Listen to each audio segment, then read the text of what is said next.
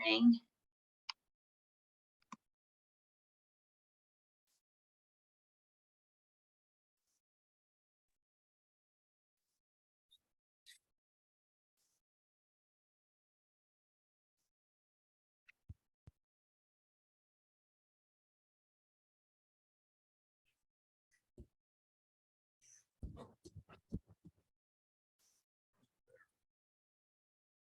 Good afternoon. How is everybody?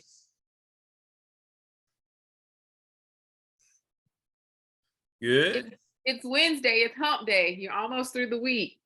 Almost through the week. Well, that sounds good. That's a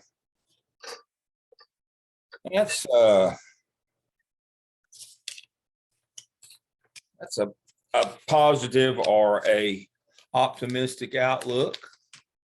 That's a good thing. We need optimism. I'll tell a quick story. When I was principal in Burke County, a long time ago in a land far, far away,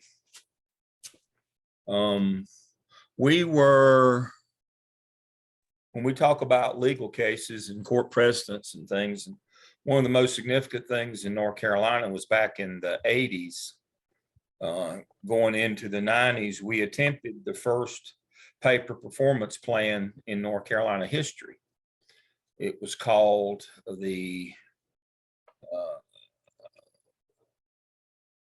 what was it called? I'm having a senior moment. Anyway, career status program. So you had career status 1, 2, and 3.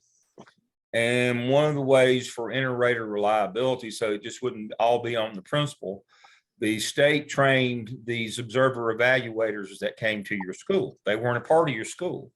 They were technically employed by the district, but they really weren't. They were paid by the state to come and do teacher observations at your school to make those status levels to differentiate pay levels. Well, of course, it crashed under its own weight because they realized it had to pay people more. We can't do that.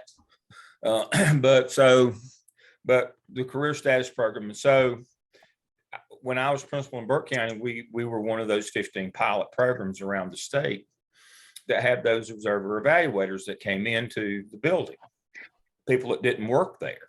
And I used to joke that I could tell if a teacher was an optimist, a pessimist, or a realist by the way that they conditioned their students in preparation for the state evaluator to come in. If they were an optimist, they would promise their children a reward if they would behave while the state evaluator was in their room. If they were a pessimist, they would threaten them with a punishment if they didn't behave when the state evaluator was in their room. And if they were a realist, they'd do both. And so I'm glad to hear that we have an optimist among us, because it's hard to maintain optimism all the time. We tend to get into pragmatism and realism real quick. But as long as we don't go to the pessimism side, I'm good. We're all good, and we maintain a sense of humor about what we do as a profession. That's a good thing. It truly is. I see our time is upon us here. Thank you all for joining me this evening. We'll go ahead and jump right in. I don't think Dr. Same will be with us tonight. He's traveling, but that's okay. We're prepared and ready to go. So the first thing that we do every week as we always dive in, I'll share my screen, is we look at this week's assignment. So this week's assignment, I share my screen and pull up our weekly schedule. This should be it over here. Aha. Was to locate copies of emergency plans and then read in your book, in the school law book, what those plans should contain. Now, if you're unsure what an emergency plan or a crisis box should look like, in our I think it's under Zoom session 2. There it is, crisis box emergency plan. And if we open that up, and I have it here, it would tell us all about emergency plans, evacuation plans, level 1, 2, and 3 evacuations. It would also give us a list of the things that need to be in our crisis kit or our crisis cart, as somebody so aptly pointed out. They have a cart in their group. I think that was Lana. I don't know if she's with us tonight or not, but Lana in our group pointed out, she's at Broome High School down in Spartanburg, that they have a cart. That's a good idea. But you've got to have a crisis box that has all, see right here, components of the crisis box itself. And of course, the emergency plan is part of the crisis box, and it has all these things that you should have in there, your rosters, your emergency resource. Again, here's your resources. And then it has kind of a checklist. Has all these things, and right here it is. Let me move that out of the way. And so right here is your basic list, and it kind of puts it all together for you. So right here, crisis response box, critical school inventory, all the things that you should have if you're not familiar with that. But you know, Haisha in his book talked about these things. And so your role was to find yours. Unfortunately, that's the first thing that we have to do in this class. Unfortunately, because of all the bad things that go on in school. But more important, I don't think more importantly, we want to say school, that's most important. But secondary to that, we also have to make sure that we understand that we are liable for these things. And if we don't do the right things, we'll get hit with a negligence charge in court. And so here's kind of my response. Let me find that document to what should have happened. And I've sent these to you. Emergency plans are only effective if they're available, communicated effectively, updated regularly, and have been practiced regularly. Now, it just took me like 5 minutes to get in. Is it Dr. Lamb? Yeah. yes, You got your, okay. Jackie's with us now, and so let's kind of break these down. They've got to be available. That means everybody's got to have a copy. Now, one of the things that I hear a lot of, and I'm looking at my notes here, is folks talk about, a lot of folks, Kristen and some others talked about a lot of these things. Have been integrated into into technology platforms. Well, the problem with that is what if your phone doesn't work in the building? What if the internet goes down? What if the power goes out? You need these things available. They need to be in hard copies. That's why it's called a crisis kit. Everything that you have, it's okay that it's online, but by law, it's supposed to be in hard copies as well. Class last night, we talked about a lot of old buildings, you can't get cell phone reception. You don't have internet.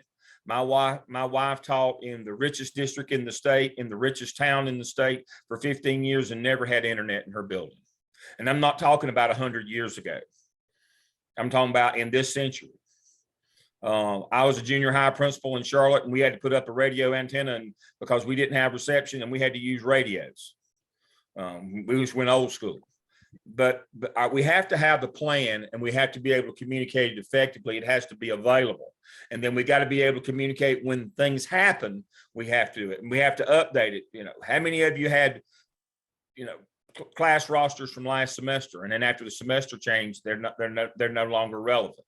How many of you had faculty members from last year or the year before? It had roles and responsibilities of people that weren't even at your school. These are the kinds of things, these little bitty things, they all add up, excuse me, after a while. And this is when you have a catastrophe. Practicing. How many of you practice your level 2 evacuation, where you actually leave your campus and walk to a nearby location like a church or a building? How many of you practice that regularly? How many of you know which level of evacuation that you have?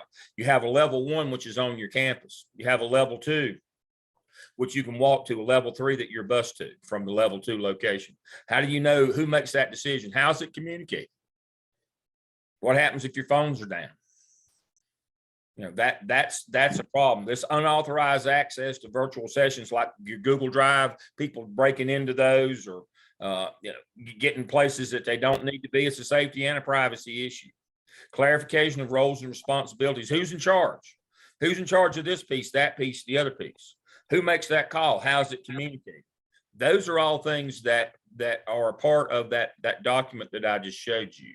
And that should be clear at your school, who's in charge of this, that, and the other. Now, Jackie's an AP, and I'll pick on her for a moment. She's at Cabarrus Kannapolis Early College with Dr. Brown, who was one of our former students.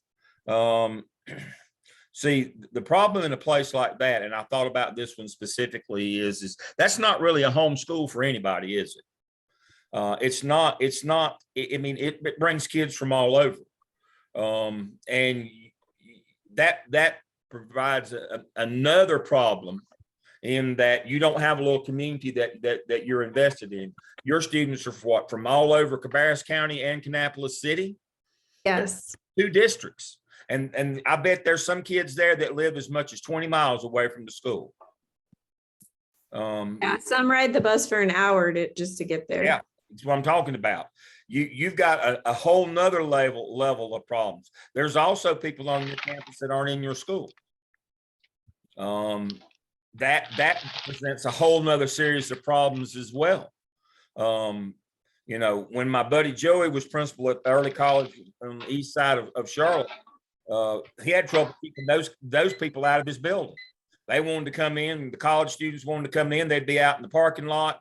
You didn't know if they were friend or foe. It was a nightmare. My point is, you got to customize your plan for the situation that you're in as well. If you don't, things are not going to go well in an emergency situation. That's why clarification of roles and responsibility is so important, because everybody's situation is not the same. Social media can be an important in communication with stakeholders as well, but not if people get on there that are unauthorized and just start rumor mongering like they did when the shooting. Now, the terrible tragedy at Butler High School over in Matthews, terrible tragedy. A child was shot and killed in the lobby of the school not long ago. But then it was awful. People got on social media, released information that wasn't true, wasn't accurate. Different groups enacted different parts of the 3 evacuation plans. Nobody knew where the students were. People got access and reported things that weren't accurate at all, like that there were multiple shooters and multiple people killed, and all these things, and created a real problem in terms of parents coming to the school and people. Emergency people couldn't get. It was just an awful situation. Everything that could go wrong went wrong in that, to the point where eventually the superintendent was fired over that whole situation. So these things have to all be worked out before these kinds of things happen. Now, why do we have to worry about this? What happens? What are the 3? What are the 3 types of negligence that you can get hit with as a school administrator? Well, it's real simple. The 3 standards of negligence are misfeasance. You did the wrong thing intentionally. Malfeasance. You did the wrong thing, but you didn't. Misfeasance is you did the wrong thing, but not with intent. Malfeasance is you did the wrong thing and knew you were doing the wrong thing, but you did it anyway. But the one you get hit on these things is nonfeasance. You didn't do something that you were supposed to do. This is not The Simpsons. What was it, Bart or Homer, that said, if you don't do nothing, you can't get hurt.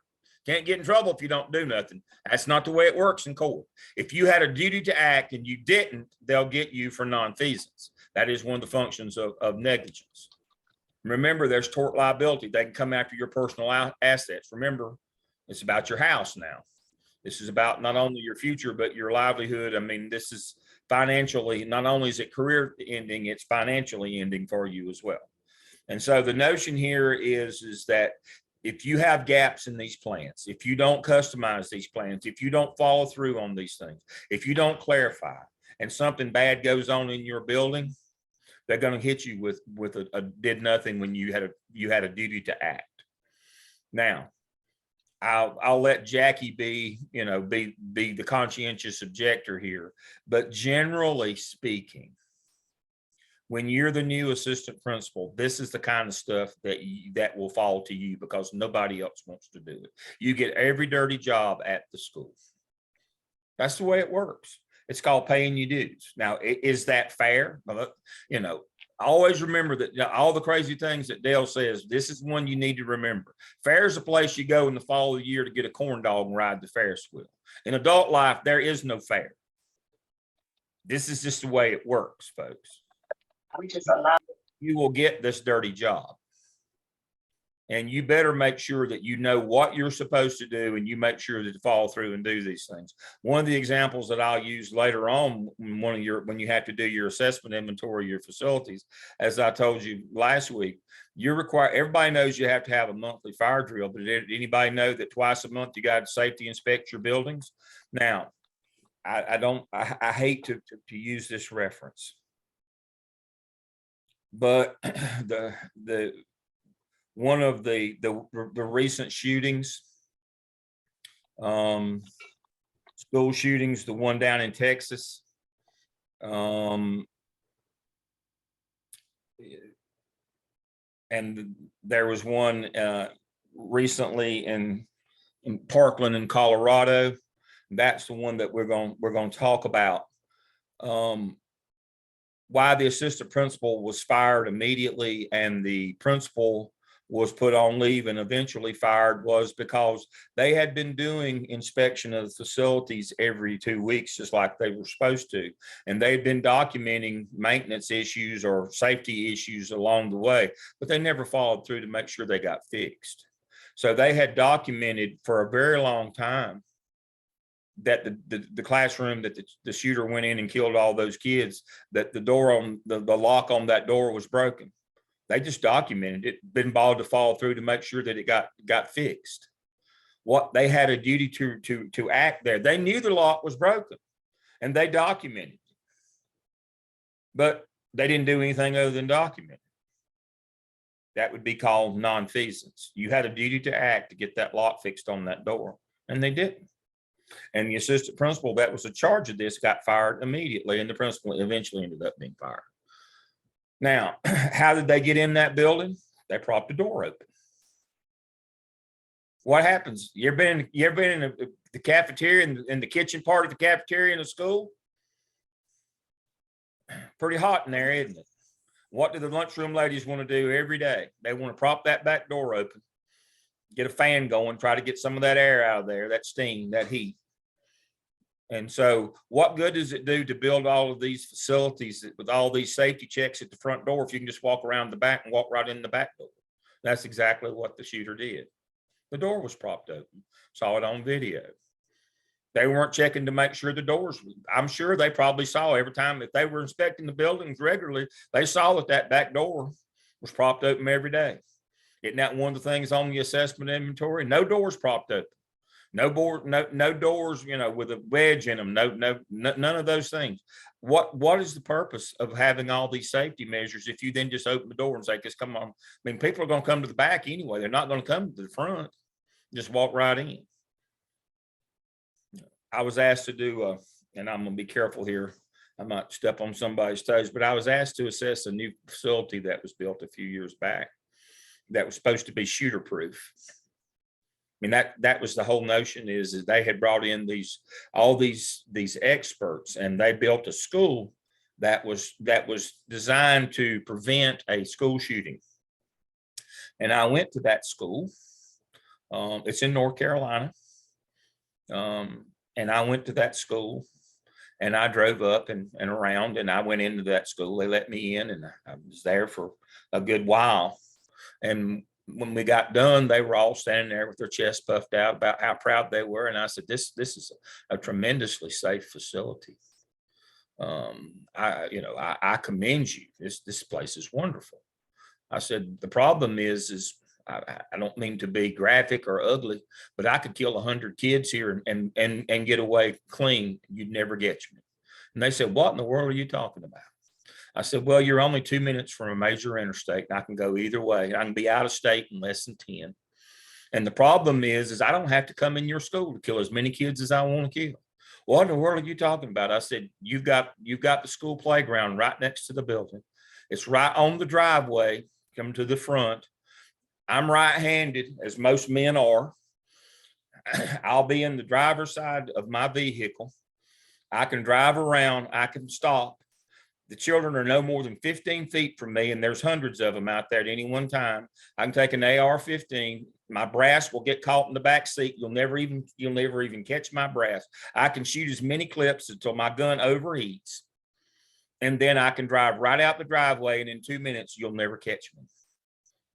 And they said, well, we didn't think about that. That's like, that's not fair. I was like, do you think the people that are going to come to do children harm are going to play by the rules? They're going to play fair? If you've made the building impregnable, they'll just wait till they come outside. And that's what will happen. And so if you remember back to the 90s, the two, watershed shootings in school happened in the same year. I believe it was in the early mid 90s. I was high school principal at the time. Was the Columbine shooting. And then you had the Jonesboro, Arkansas shooting, which is lesser known. And the one that's more troubling in those is the Jonesboro shooting, because they were prepared for a shooter, and they had their building fortified even back then. So the shooters just pulled a fire alarm. And when everybody came out, they shot everybody. So, when I went to that new state-of-the-art, super secure middle school, no, I couldn't have got in and harmed a fly. But I didn't have to. All I had to do was just sit out in the driveway and shoot all I wanted. I could have shot till I melted the barrel off my gun. Very simple. These are the kinds of things that you've got to know and you've got to amend. It doesn't matter that it's gone on for 20 years before you got there. When you sign on, then the responsibility becomes yours. That's one of the things that you have to understand about school administration. Things that have been happening forever and people have been getting away with, doesn't matter. You can't say, well, it was that way when I got here. Again, one of them dumb things that I say that, you need to write this one down. You're only new till lunchtime of the first day. After that, you're either part of the problem or part of the solution, and the liability will rest with you. You better understand that. Now, full disclosure, when you get to be principal of a school, within 48 hours of your arrival on campus, somebody will call you from the central office. Don't know who it'll be, but somebody will call you and say, hey, you want to grab some lunch? Or, hey, can I come by and let's grab? What they got is what I know is known as the book. These are the things that are legally challenging at your school, or big liability issues that may have gone on forever, but that you have to fix now. Not tomorrow, not the next day, but have to be fixed now. And if they say, well, why didn't you have the vice fellow do it? That's why there is a vice fellow. That's why you're the new fellow. Is these things have to be fixed today. We can no longer afford the liability that these things are doing. That's the way it works. It becomes your responsibility. You're on the line for negligence now. Again, the three functions of negligence. Nonfeasance, you had a duty to act and didn't. Misfeasance, you did the wrong thing, but you didn't know it was the wrong thing at the time. Or malfeasance, you intentionally did a bad thing, knew it was a bad thing, but did it anyway, which is going to be a big part of our first case study on grades. We had a teacher who intentionally harmed a child, knew it was the wrong thing to do, but did it anyway.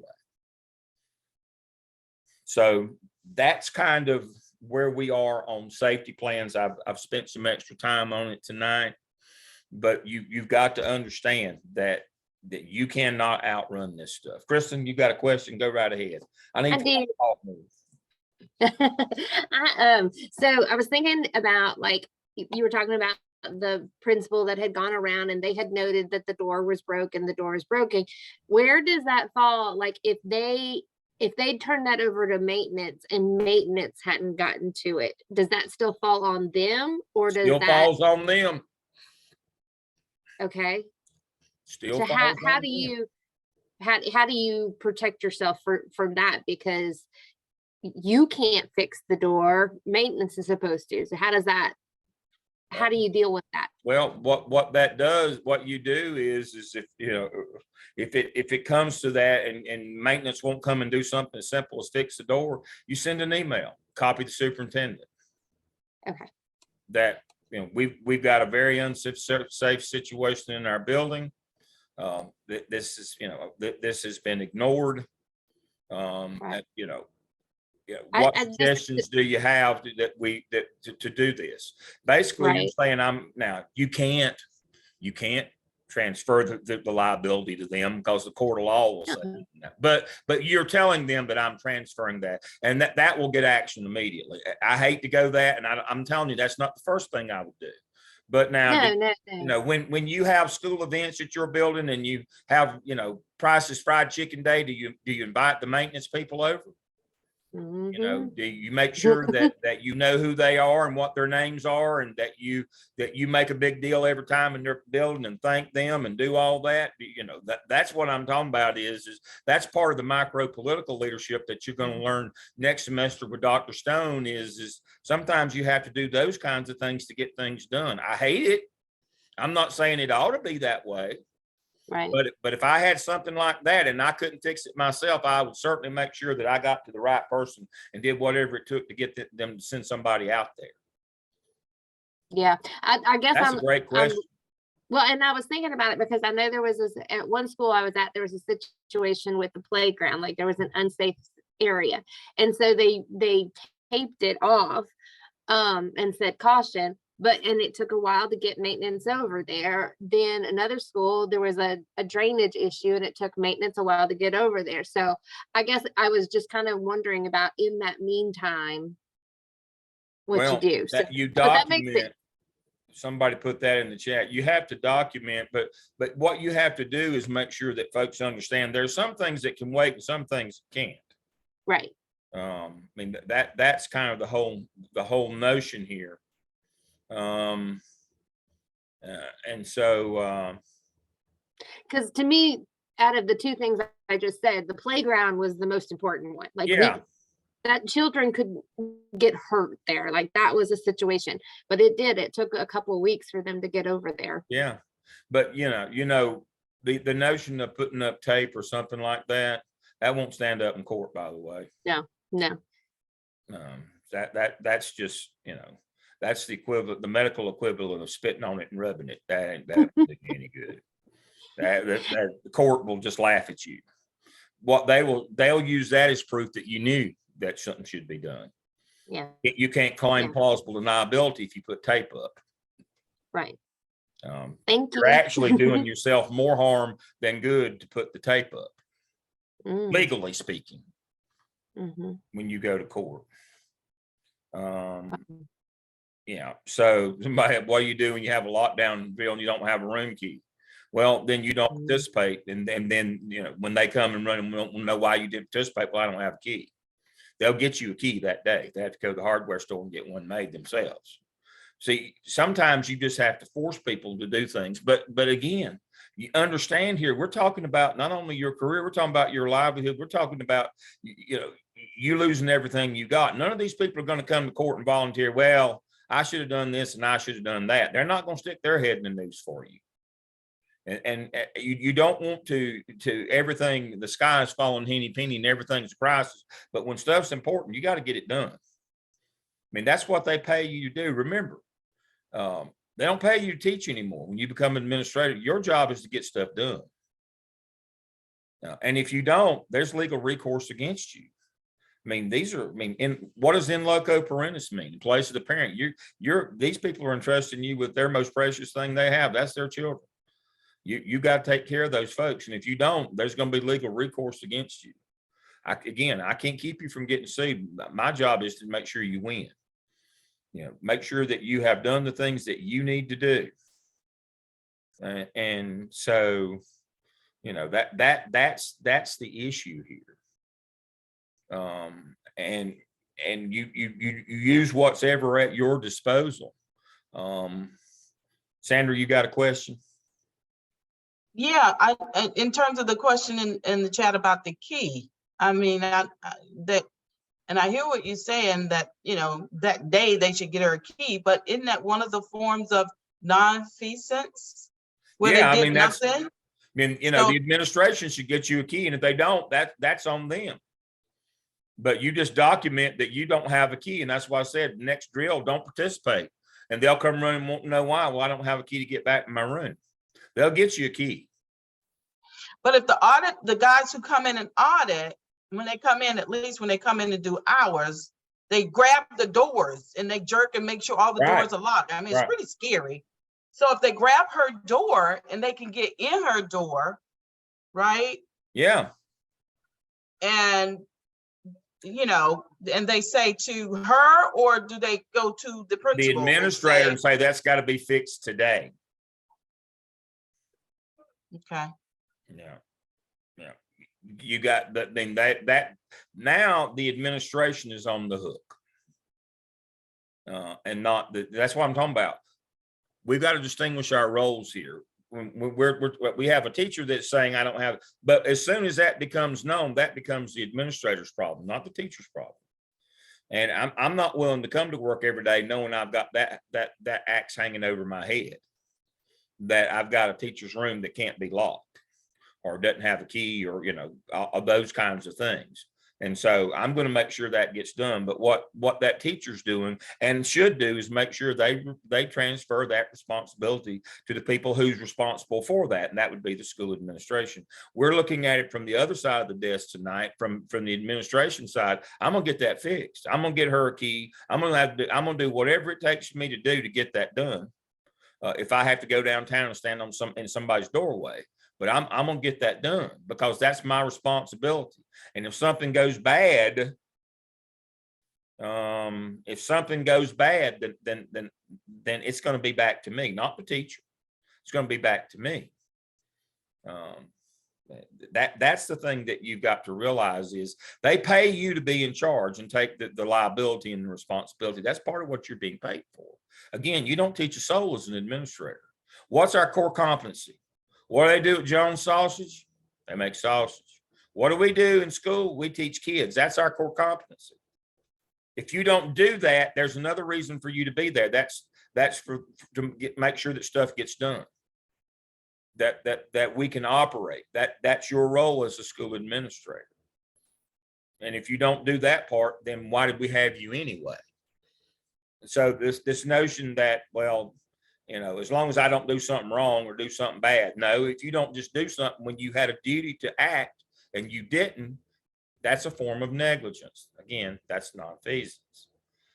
That's a hard lesson to learn, and that's a hard one that aspiring administrators don't really understand. That you get in a lot more trouble for the things that you don't do in school administration than the things that you do, if you're operating as an ethical person. Now, I'm not talking about if you're stealing money or diddling the help. I'm talking about, if you're an ethical person, you get in a whole lot more trouble for the things that you don't do. The errors of omission rather than the errors of commission. That's what we're talking about. That's what gets you on the safety plans, the building, the facilities, is stuff that you should have done and didn't. And now there's nobody going to come out from the central office and lay their finger on every little thing and say, did you do this, and this? They assume if you got your license that you went through an accredited program and the state of North or South Carolina gave you a license, that you know your job. They're not going to come out and go over that with you. That's not going to happen. so let's just say if I were in her situation, would I be out of order to go and fix my own lock? Because I'm just that kind of a person that No, you I wouldn't would want be the out of lock order. fixed. I'd go get me my own lock, put it on the door, and yeah. As long as everybody's got a key, then, I don't, that would shame them into doing something, but, I would give them the again, that's the last resort. I'd give them the opportunity to fix it. And if they didn't, I'd take care of it myself if I were the teacher. But as long as you transferred, again, being the teacher, you've transferred the responsibility over to the administrator, because that's where it lies. The administrator shouldn't be able to wiggle out from under that and say, well, I didn't know, because you made sure they knew. And from the administrative side, if somebody's told me that, then I have a duty to act. And not after a while or when I get around to it. You know, in safety security issues, there is no I'll get around to it later. That's let's get this done today kind of thing. So Because quick, I'm sorry, quick question, I'm gonna interrupt. The case with the little kid, the little 6-year-old, right? The story I heard earlier today was that the school they knew because they had reported that the kid had a gun and they failed to act, right? So when they go to no, court, that's not their story. that's the story I'm hearing today on. Well, no, but CNN. that's again, that's the story that one side's reporting. The other side is reporting that they searched him and didn't find it. Now that's their story and they're sticking to it. And so, you know, we'll see when it goes to court, which side can prove their case. Now, the school administration says they searched him in his book bag and didn't find a weapon. Yeah, the other side, you know, the attorney for the teacher is claiming that they didn't search the kid. Now, somewhere one side, either it did or didn't happen. We won't know until it goes to court. I have no notion as to what it was. If they searched him, there should have been some witnesses, because you don't search a kid by yourself. And generally when you do that, you try to have a policeman there. If it's a report of a gun, you have a policeman there when you search the kid. Now we'll talk a little more about search and seizure. Dr. Sain's going to talk about search and seizure a little bit later. He's going from a perspective, but I can tell you right now, anytime you search a kid, you need a witness. Now, understanding the difference in, this is very important for search and seizure, understanding the difference between reasonable suspicion and probable cause. School administrators can search a kid if they have reasonable suspicion. Police cannot. Police must have probable cause. So it's a best practice. If you've got a report that a kid's got a gun and you don't have any corroborating other than some kid just, you know, it came to you as an anonymous reporter, some kid said, that's not enough probable cause for a policeman to search that kid. But you can. But who should be with you when you search that kid? The policeman should be standing right there, because you don't want to take that gun into your possession.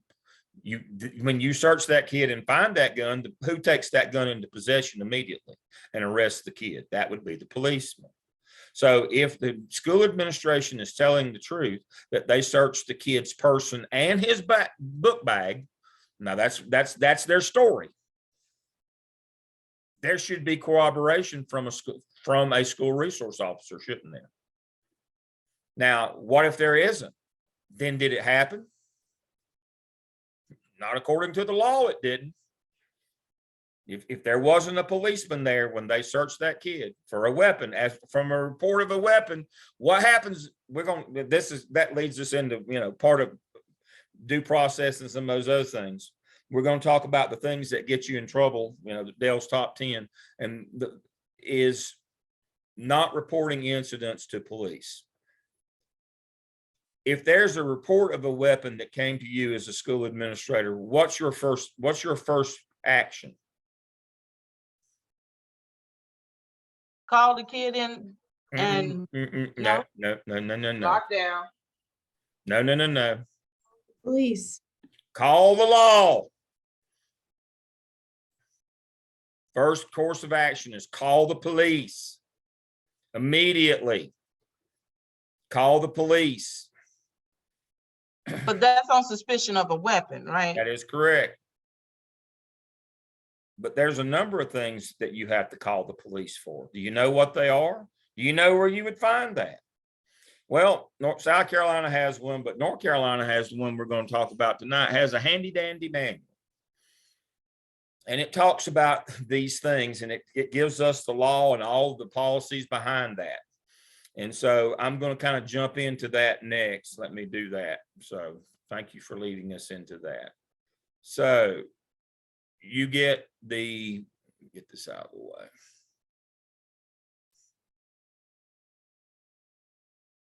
All right, North Carolina disciplinary data reporting procedures. And it says, and it talks about, we report incidents, not outcomes. Well, what does that mean? That means that if two kids get in fight in school, it is not true that if we don't suspend them, we don't have to report it to the state or to law enforcement. That is not true. That suspension is an outcome. We report what happened. And one of the problems is we get punished as school administrators by reporting certain things that happened because of No Child Left Behind. So in 1991, No Child, Bush the Younger, the second of the Bush presidents, the son, during his presidency, No Child Left Behind was passed. It said two things. What two things did it say? What two types of schools do kids not have to go to in the United States of America? Title I, No, I mean, was it poor schools? no. No, two things. It said kids don't have to go to low performing academic schools or persistently dangerous schools. Those are the two things. You talked about academics last semester. So this semester, we're talking about what would classify you as a persistently dangerous school? Well, there are 16 acts of crime and violence. 9 of those acts of violence count against you. And so I've got that on a separate document. It's in this document, but I've got it pulled out here to make it easier for me and for you. So here it is. No Child Left Behind. Don't have to go to low performing school. Don't have to go to persistently dangerous school. Persistently dangerous means that you have, if you exceed the threshold of 1 persistently dangerous instrument or violent incident per 200 kids, then you get on the watch list for a year. And if you don't get off, if the incidents persist, and we'll talk about antecedent behaviors later this semester when we get to discipline, how to prevent these things from happening. If these things continue, then they're going to fire you and replace the administrative team. We no longer reconstitute school or bus kids to some other school. That turned out to be a disaster. So they'll just fire you all if you hit these thresholds. What are the 16 acts of crime and violence? They're right there on your screen. The ones with the asterisk are the acts of violence that count against you. That's assault with weapon, assault with injury, death or homicide, kidnapping, rape, robbery with a weapon, sexual assault, sexual offense, and indecent liberties with a minor. That's what those are. If any of those happen, you have to report that to law enforcement. But there's a number, and you have to put it in Power School. But there's a number of other things that you have to report to law enforcement. But you also have to report all incidents that occur in your building, regardless of whether you gave a punishment or not. If a written referral was generated, you have to put it in Power School. So now and I'm going to go ahead and stop an argument right now. There is no major, there is no minor. All incidents go into Power School. I have somebody every semester that talks about, well, we only put major incidents in. Well, then you're breaking the law. And when you get caught, nobody's going to be able to help you. There is no major, there is no minor. All incidents go, period. You can read the manual. I've got it up. It's under our tab for tonight. You can go online and read it. You will not see the word major or minor anywhere in that manual. It says what you will report. And so if we go back to our manual here, and it says who's responsible, that will be the principal, but it has, again, we report incidents, not actions or outcomes. It talks about the acts of violence that count against you. There they are written out, that count against you. If you self-report these, that they count against you. So guess what a lot of people do? They won't report these, even though they happen.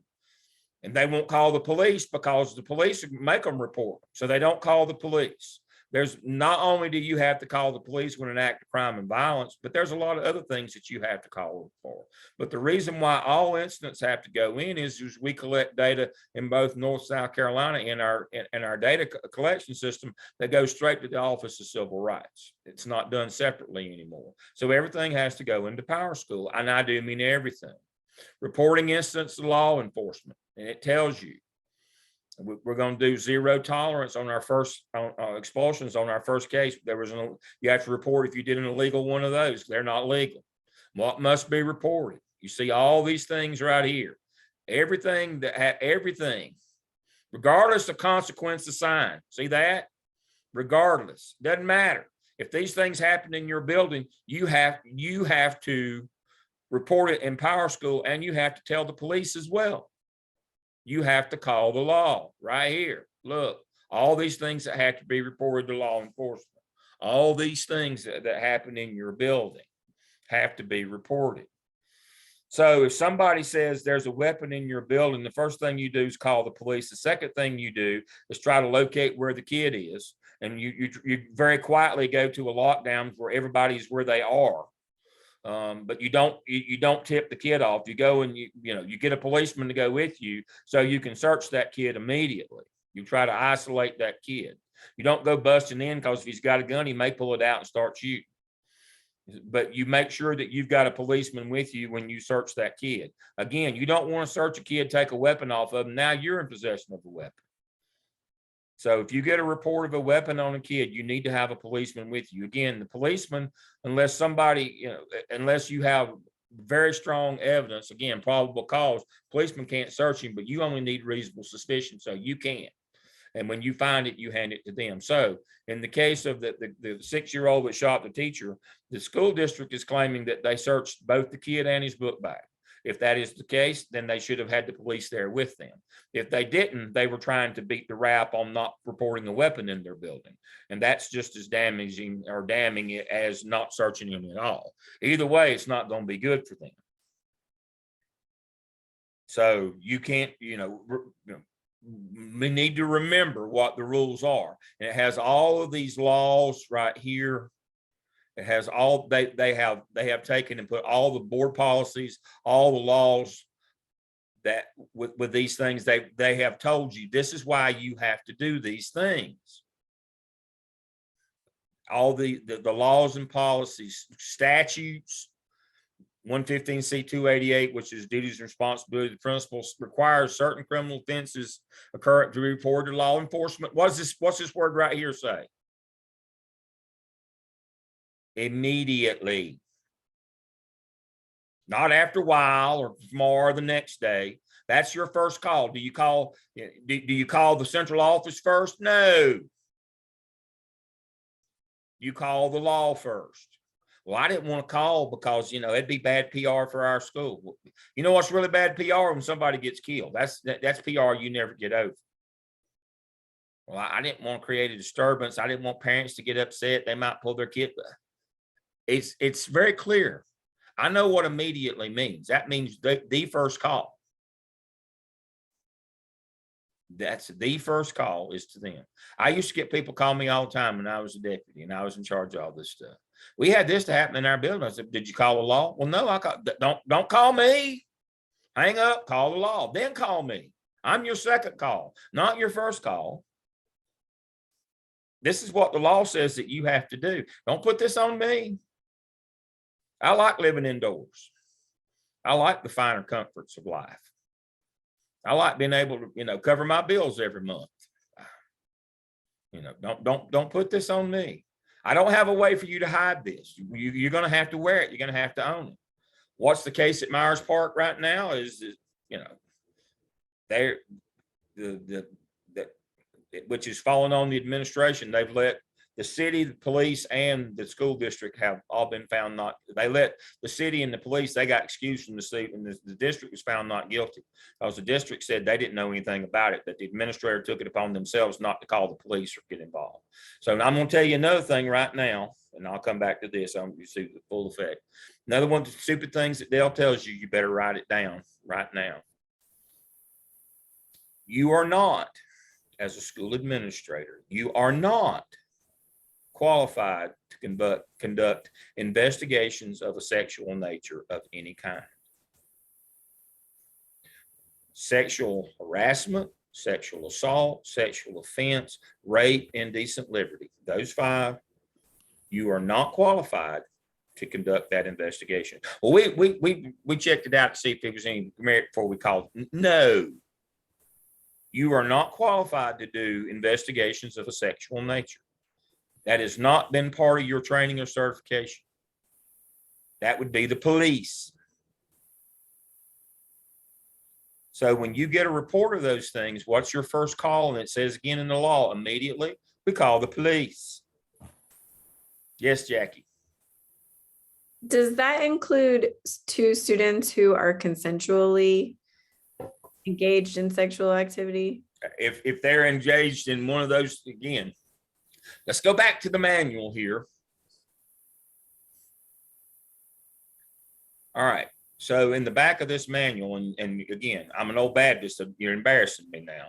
It gets real graphic in the back of this manual. I do mean real graphic about what you're talking about here.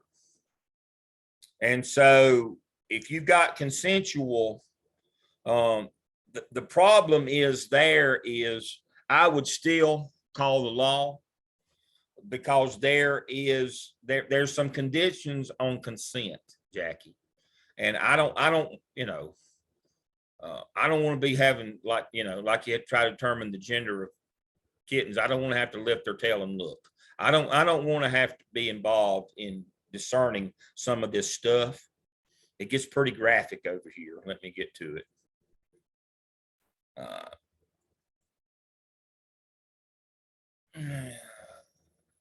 Here we go. Gives definitions of all these things in the back. And again, right here, the rape, sexual assault, sexual offense, these it gets really, see right here, it gets ages and that. And the one, taking indecent liberties, the difference in the age, there's a lot of things in here. This would be something you'd want the police to sort out. And the one that got North Mech a few years back was a girl came in and said she'd been raped, and the school initiated an investigation, didn't call the police like they should have there. Now I'm remembering North Mech is not actually in North Mech. It's actually the bottom driveway of their school is the boundary between the township of Charlotte and the township of Huntersville. So guess what police force their SRO is from? Well, that'd be Huntersville. Mhm. And so instead of telling the SRO from Huntersville that, a girl and her mother had come and reported, they launched their own investigation to try to keep it quiet. And their determination, unfortunately, again, boneheads, is that she was 16 years old, which is the age of consent in North Carolina, that, no harm, no foul, she wasn't raped, except they didn't bother to read the rule. If you read the rule, it says if you're mentally incapacitated, you can't give consent at any age. She was self-contained DC. Uh-oh. So what did the chief of police of Huntersville do? Got on the TV and said they filed our investigation. We're quite sure a crime occurred, but we can't pursue any charges because the school destroyed evidence along the way. Principal was a good fellow, personal friend of mine. He was there on an interim. He had to go home. So did the AP that was involved in that did that. They did not apply the law. Well, the first thing, they didn't want the negative PR of a rape happening on their campus, so they conducted their own investigation. But by the rules that, either they didn't know the rule, and that's hard to believe, or they ignored the rule and tried to convince the mother that your daughter was a willing participant, and she was, but she was incapable of consent. Well, that means that a crime occurred, but you should have let the police figure that out. Again, if you've got two kids that are having consensual sex on your campus, you need to get the police involved, because a crime may occur, and you may inadvertently destroy evidence. And who's to say that one of them's not going to say later on that they were coerced, or that it wasn't consensual, or one of them is less than 16 years of age, or one of them, any number of these things. I'm just telling you, nothing good comes out of not calling the police. Anything sexual in nature, even if it's sexual harassment, Now, generally sexual harassment is verbal. But the problem is that at any point, even if they just touched one, if there's any physical contact of any kind, it no longer is harassment. Now it may fall under one of the other more serious charges. Again, the problem that you get into when you start investigating these sexual harassment cases is all of a sudden you thought it was just verbal, and all of a sudden, but then he grabbed me last week and tried to pull me in the cloak closet. Uh-oh. Another stupid thing that Dale says all the time: best way to get out of a swamp, don't get in it. I'm just telling you, don't go down that road. You started out thinking this was going to be just a simple sexual harassment deal, and next thing you know, uh-oh, it turned physical. All of a sudden now it's not a sexual harassment anymore. Now it's a sexual assault. Uh-oh. What's the rules on sexual stuff? You're not qualified to do sexual assault investigation. They even have a special unit of the police that does that. They're not going to send out a patrolman that's been out writing parking tickets and then come over and investigate a sexual crime at school. That's not the way it works. They have a person that's trained even in their department that does that. The problem is you get in trouble trying to cover up. We'll handle that in-house. You know, you're worried about the politics. You're worried about the public perception. You're worried about the bad PR. And it ends up getting you. So to kind of summarize on that piece, that's the first thing that gets you is either not reporting, not telling the police, underreporting what happened. You know, you go home and you got the blood up out of the hallway, and all of a sudden it wasn't really a fight. Maybe that was just aggressive behavior. Maybe that really wasn't a sexual assault. Maybe that was just a regular, you know, that was just, you know, you start talking yourself in, you start rationalizing bad things are going to happen to me. My suspension numbers are going to be up. My acts of violence and crime are going to be up, you know, and you start, was it really as bad as I thought it was? You start having buyer's remorse. You got to report what happened accurately. And as I said, in the back of this book right here, they've got definitions on all this stuff. Now, they've got everything, and they've got everything that's not allowed in schools.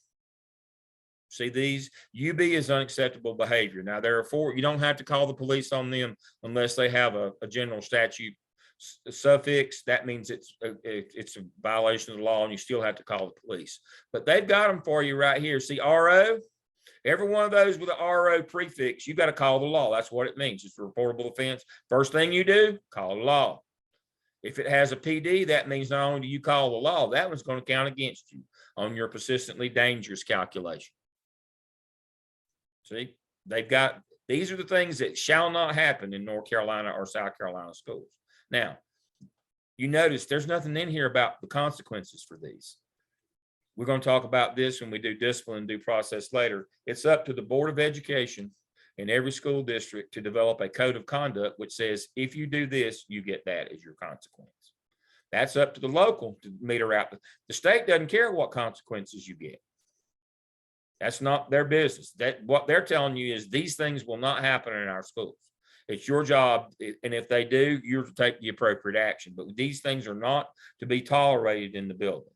Now, the local board says if you use narcotics, this is your punishment, and they usually do a level system of, you know, from here to here. They give you a little bit of wiggle room, but that's in your code of conduct for your district. And the night that we do discipline, we'll show you one of those and how that works. But the state's one that says we send you $8,000 per pupil. For us to continue sending you this money, these are the things that will not happen in our buildings. And you have to be the one that makes sure that they don't happen. And you have to be the one that knows, you know, it's my job to call the police, call my resource officer on the radio, whatever I have to do. I involve them first because the legislation says immediately. If you don't, that's that misfeasance coming back to get you. You had a duty to act and you didn't. You were supposed to call the police. And you say, well, I didn't know I was supposed to. Well, here's the manual. It says what you have to do. but yes, this is the first thing, you know, that goes along with, you know, the problem of not acting is you don't have your emergency plan. You don't have it practiced. You don't have it up to date. You don't have it available. You don't have your crisis kit. You forget somebody else had it. What was it? One of the people that responded to this, and I won't put them on the spot, I got tickled. They said that they couldn't find the one at their school because the former assistant principal took it with her when she left. Oh my. You want to weigh in on that one? I don't want to call anybody out. It was me, and nobody realized it until I asked about it. Didn't even know it was gone. Didn't even know it was gone. Oh my. Oh, the liability on that one is just, oh my. They'll fire everybody down to the custodian over that. I mean, that's what we're talking about. So emergency plans, crisis kit, you have a duty to act. Yeah. Reporting things that go on in your building, again, you have a duty to act.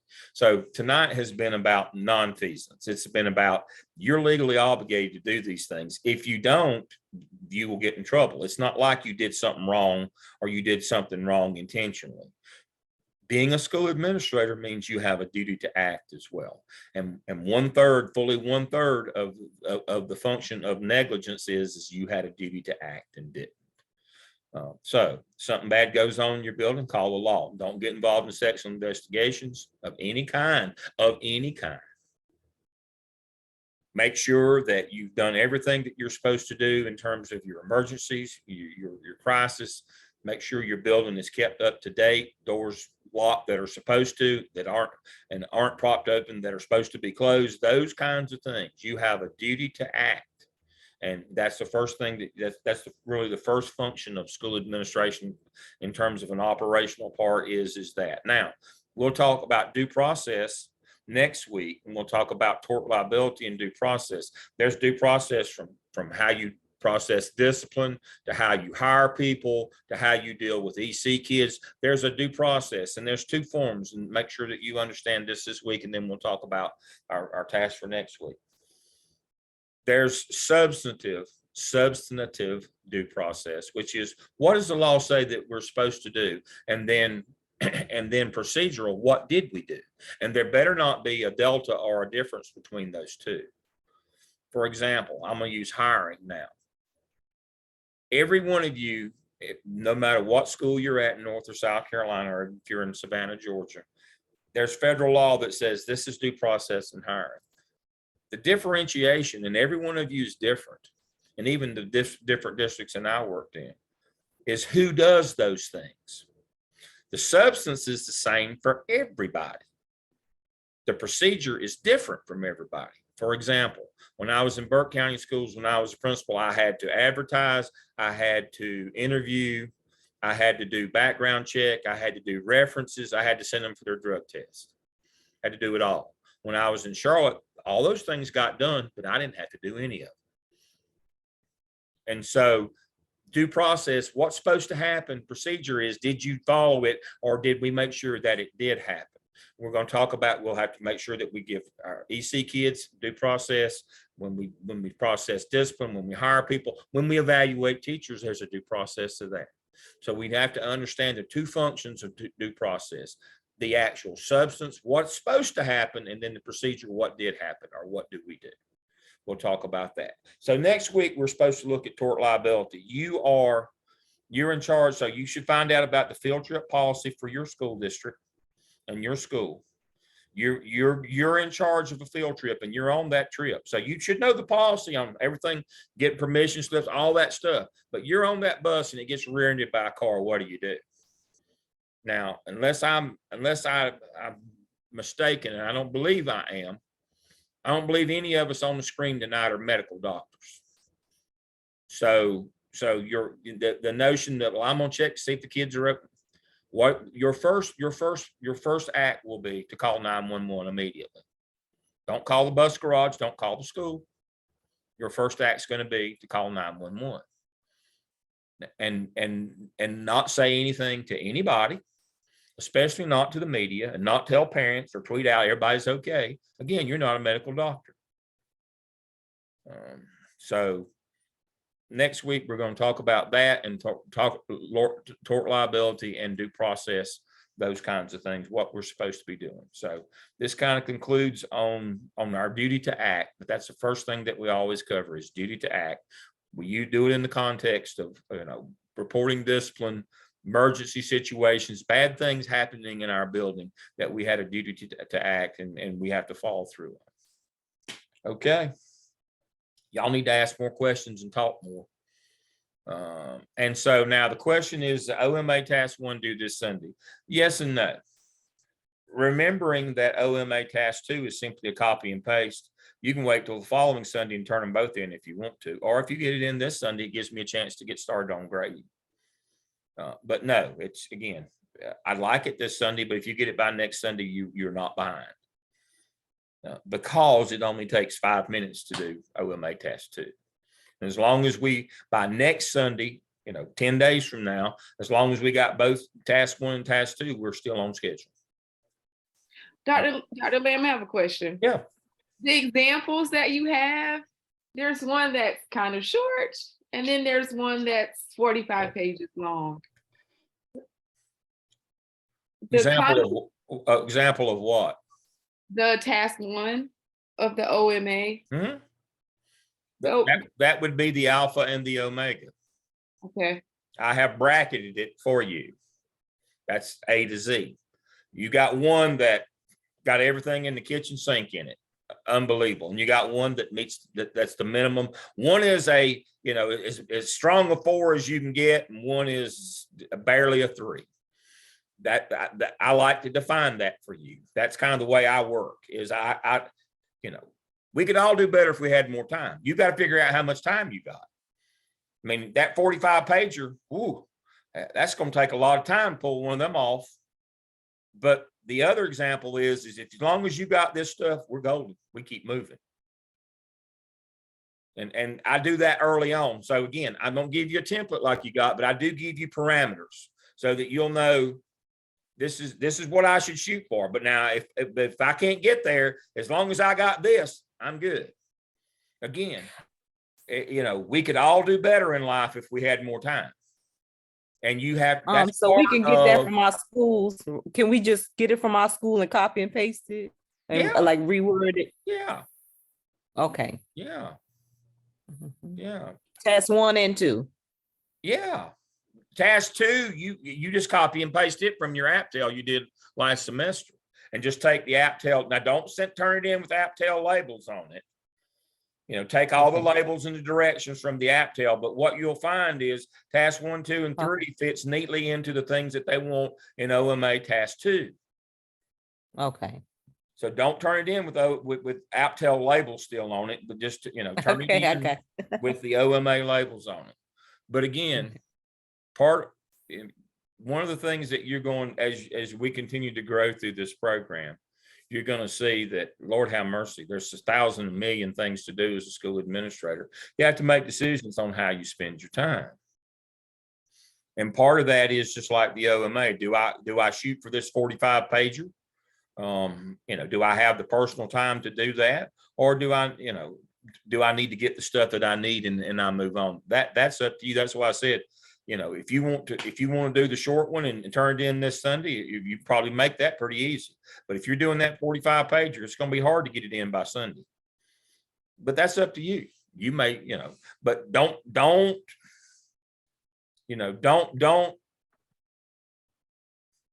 get yourself overextended with your job or your family.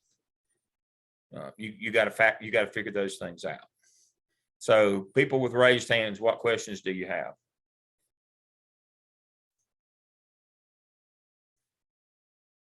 Michelle, you want to go first? I was gonna ask if I could wait until after to ask you a question that relates to probably just me. Okay, we can do that. All right, Sandra. So my question is, when we're talking about, when we get to scheduling, I wanted to know about the required instructional seat time for the core content classes. does each grade level have a required instructional seat time per period, per class block? All right. Would that be federal law, state law, or local board policy? I have no idea. All right. Are you a high school or an elementary or a middle school? Middle, All right. You're a middle school. All right. Do middle schools give Carnegie units for graduation? No. So no, it can't be state law, can it? Nope. All right. What about federal law? Does federal law address those notions? Nope. Federal law is just for what programs? Title I, EC, gifted, CTE, second language, and I'm EC 504. That's what federal law addresses. You know, so it might be that it's, you know, but again, your local interprets that in terms of seat time. So what you just asked me for a middle school is all that stuff is determined by your local board policy.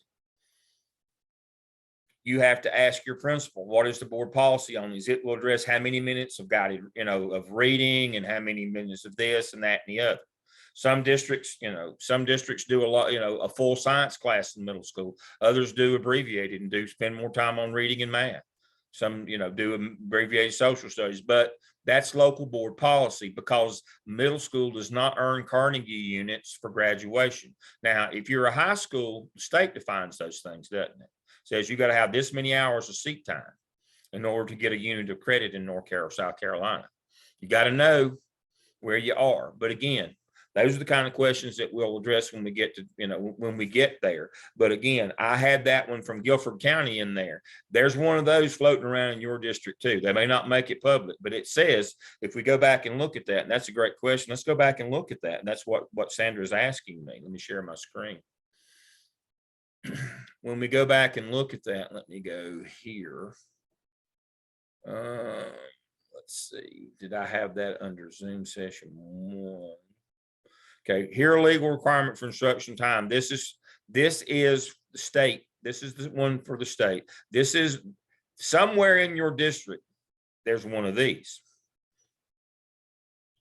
And what it says is exactly, this is from Guilford County Schools. This is the elementary one from Guilford, and it has exactly what you're talking about. It says, we'll do this, we'll do that. Let me move this out of the way so I can slide it. It says, you know, this is what they're trying to do. And so for that reason, we'll implement foundations, words their way, 30 minutes, components of core instruction, dibbles right here. Look at here. All will provide 400 minutes a day, 40 to 45 minutes of special 4 times a week, a minimum of 90 to 120 balanced literacy. That's what we're talking about. That is a local decision. For anything less than high school, it is a local decision. That's why we go federal law first, then state law, then local board policy. We have to factor those things in when we're doing our schedule, but we have to go in that order. And so if we went back, let me move this out of the way again. If we went back and we went to here, these are the kinds of things that the state covers.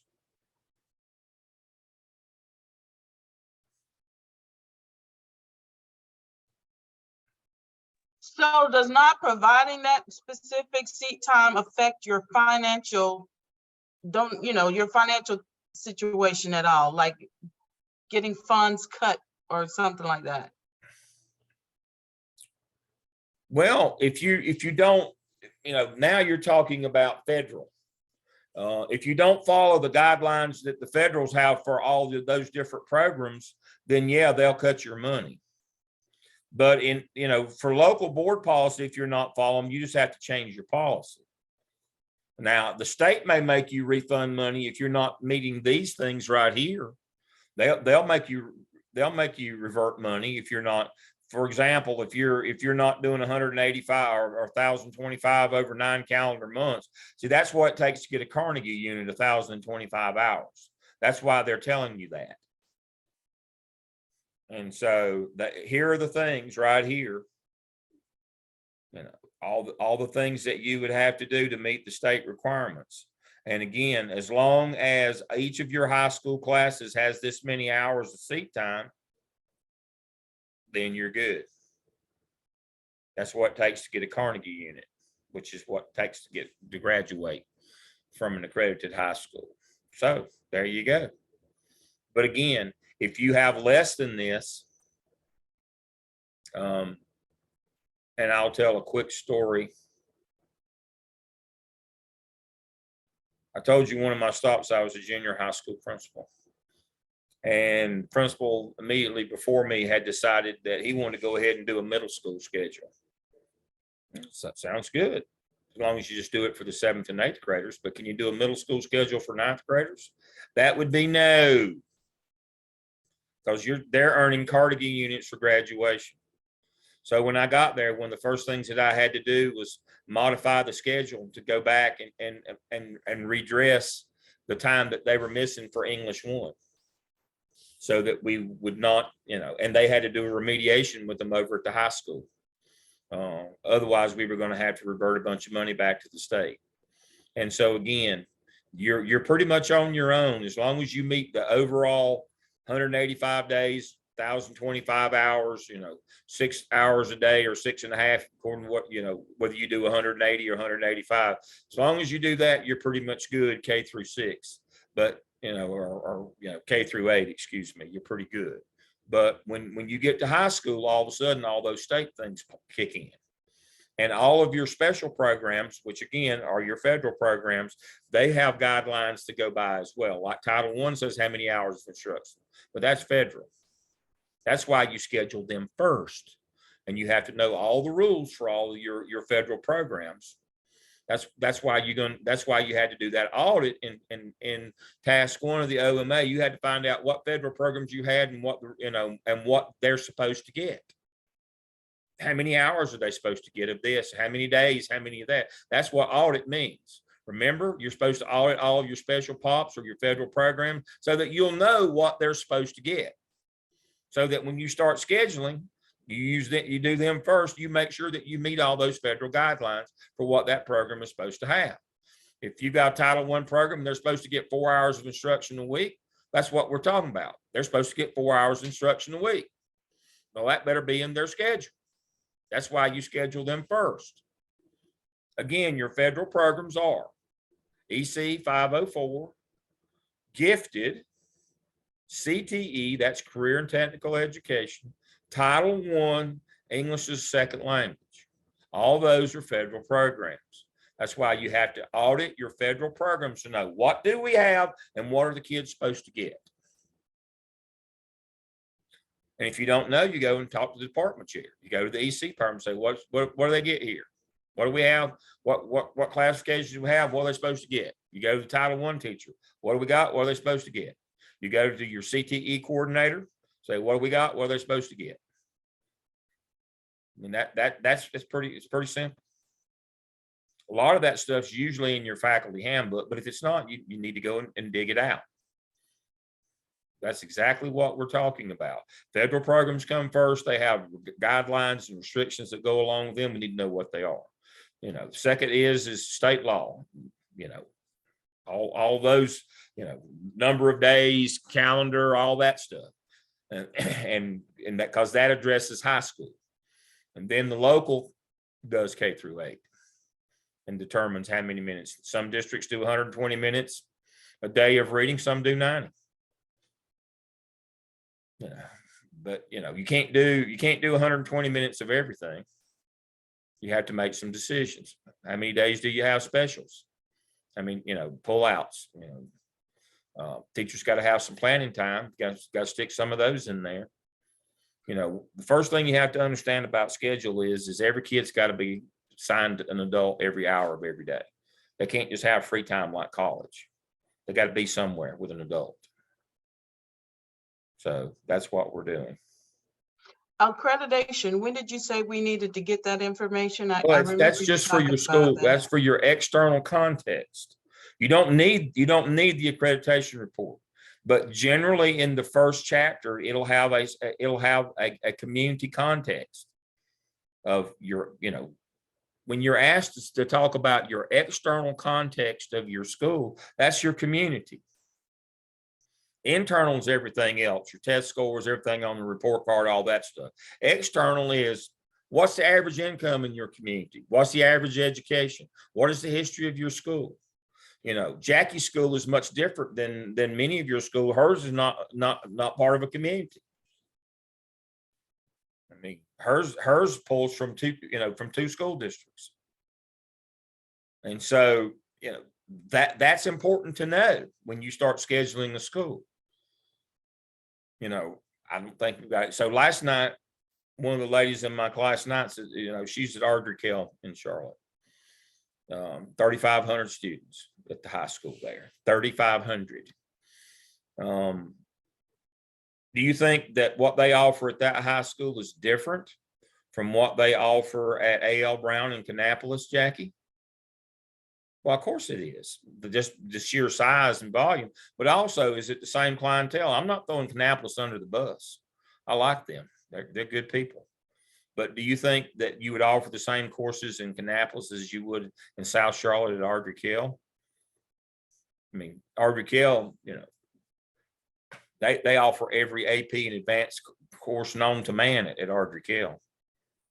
I mean, that bunch, you know, that bunch is so smart, they can't get the sunlight. Their glasses are so thick, it'll burn holes in the paper. Not so much over at Brown. And one of my very good friends and proteges that sat in the same place that you did a few years back is principal there. And I love her dearest, Sarah Newell. But now Sarah will tell you, you know, you got to know your clientele. Jackie, I'm sorry. Go ahead. Well, I was just gonna say all of Kannapolis City Schools is Title I. Mm-hmm. So What I that mean. like that's the first consideration for everything. Exactly. You don't think that's a different population than at Ardrey Kell, where they're driving Porsches and Mercedes to school, not the faculty, the students. You don't think that might be important to know scheduling a school?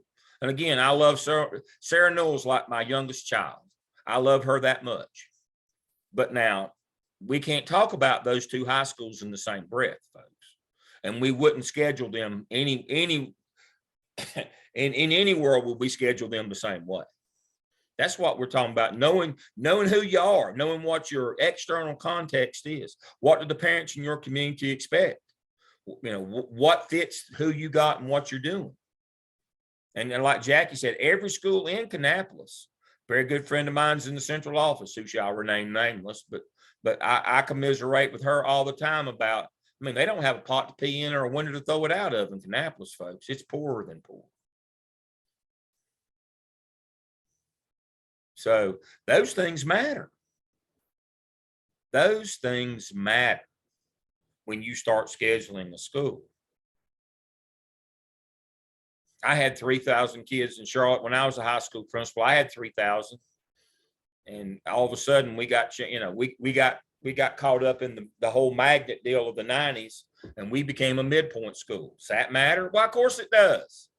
That means that none of our neighborhood kids came to our high school. They were all bussed in or drove in from somewhere else where their home school became a magnet. Guess what happens when you have magnet programs? If your kid's not in the magnet, they got to go somewhere to school. Did that influence the population and change the culture of the building? Well, of course it did. What was the first thing that all the teachers whined and complained about? We want our kids back. These are our kids. But we want the ones we used to have, not happening. These are our kids. Well, these kids are lower than the ones we used to have. Yeah, but their mama sent the best ones they had. This is the best we can do. And we're going to do the right thing by the ones that we got. As a principal who lived through a pupil assignment change, you better believe that who you get in your community matters when you start scheduling a school. You need to know the external context of your school community. It makes all the difference in the world.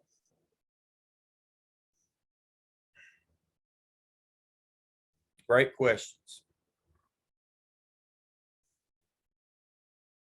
Next. So Dr. Lamb, I've been begging for the budget at my school. We talked about this last week. we are a Title I school. And so my principal couldn't really tell me how much Title I money they got or how much money they are budgeted for every year when it comes to like staffing and things like that. She just said that we get $56 per kid. Well, that's all you need to know then. Okay.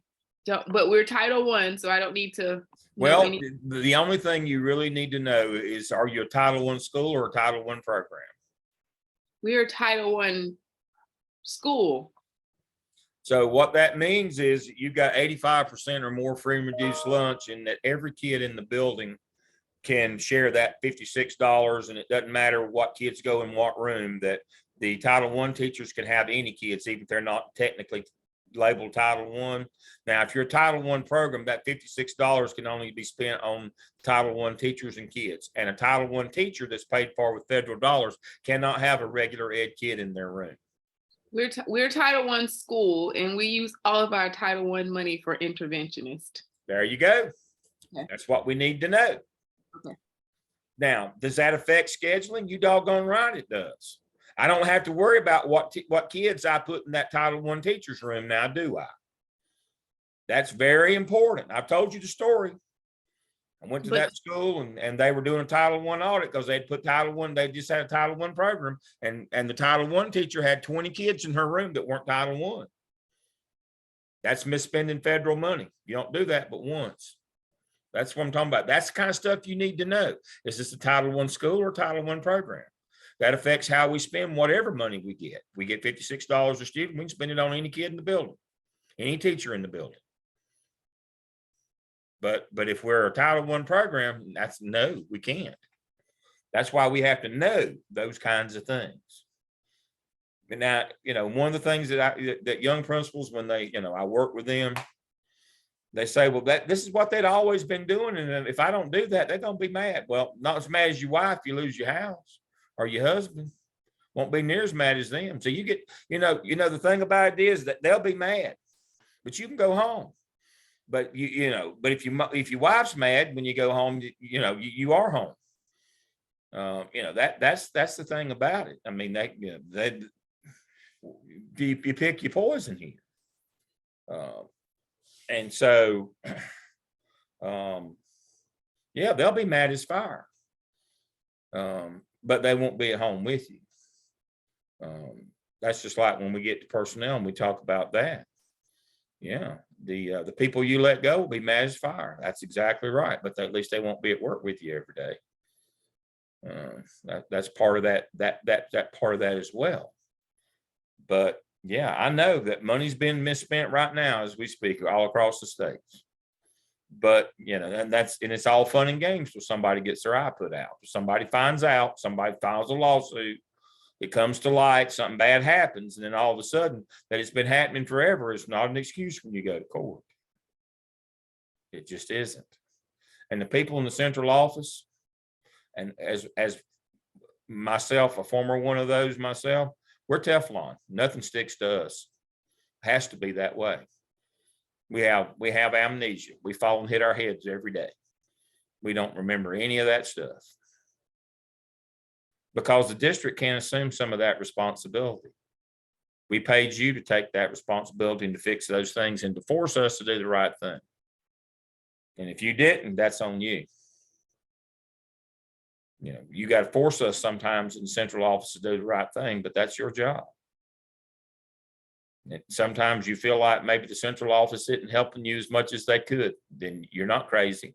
That's exactly right. You got to make them help you as much as they could.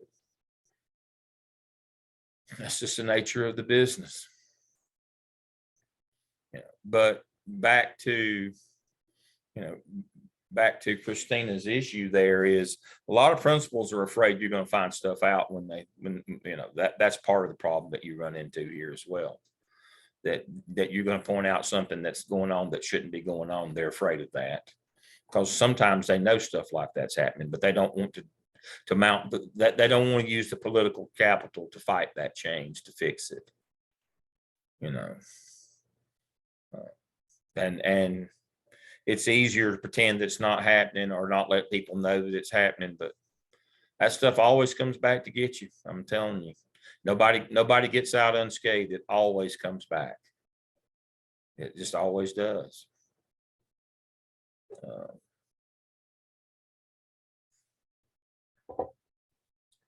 Other questions?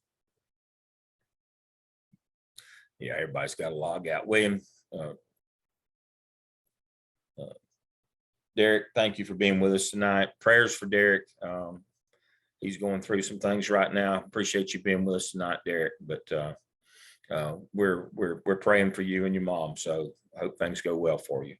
I usually try to mention those things at the beginning. I actually had it written down right here on my list. Prayers for Derek and his mom, right there on the front, right on the top.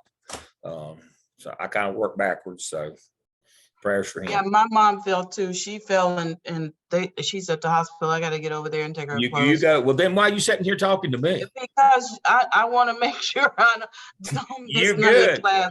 Go see your mom. You don't have but And she one. told me, my mom said, don't worry about me. She's 85. Don't worry about me, baby. You get your work done. She's always told us that. Well, Always that's get your good work done. advice. So I yeah, I gotta get over there and Yep. get her clothes. You'll never regret the minutes and time that you spend with them, especially you get older like me, and obviously mine are gone as old as I am, but you need to spend the time with them. You need to make sure that you do that, because they won't be around forever. And it's the right thing to do. My last soapbox of the night is you need to live your religion, folks. Not just talk about it or profess it, or it's not about where you go on Sunday. You need to live your religion. Honor their mother and father. Make sure, if you don't remember anything else, I told you that. I'll make a musical reference as we go out tonight. One of my favorite songs I'm not a big country music fan, but from Brooks and Dunn is I Believe. That's a Craig Wiseman song. And the reason I love it so much is it said, as I get older, I'm finding more and more truth in the words written and read, what Jesus said. That's what I'm finding. So Jesus said, honor thy father and mother. Go to the hospital. Y'all have a good evening. Michelle, I'll turn the recording off now.